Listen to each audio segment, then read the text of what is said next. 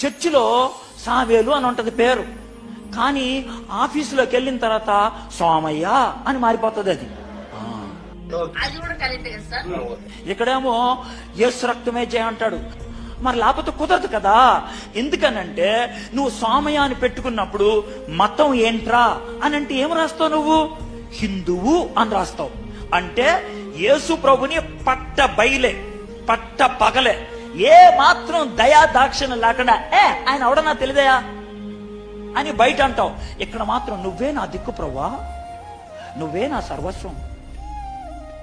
Church లో ఒక పేరు ఉంటే ఏంది, బయట ఒక పేరు ఉంటే ఏంది? దేవుని రాజ్యంలో రావడానికి పేరు అవసరం లేదు సార్. ఒక మాట మీకు అడుగుతా ఉన్నా నేను, క్రైస్తవులు పేరు పెట్టుకున్న వారు దేవుని రాజ్యం వెళ్తారా?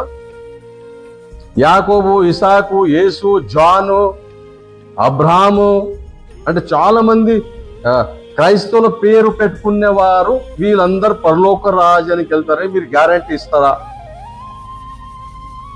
పేరు అడ్డము లేదండి,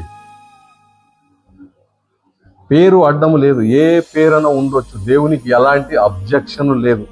దేవునికి కావలసింది నీ పేరుతో సంబంధం లేదు. దేవునికి కావలసింది నీ పరిశుద్ధమైన ఆత్మ, నీ క్రియలు, నీ ఒక భక్తి, నీ ఒక నమ్మకము, నీ ఒక క్రియలు, అవి దేవునికి కావాలి. కానీ మీరు పేరు పేరు పేరు చర్చిలో ఒక పేరు బయట ఒక పేరు అంటే మాలో ఇంకొకసారి వాళ్ళు ఎవరు చర్చికి అసలు రారు కూడా.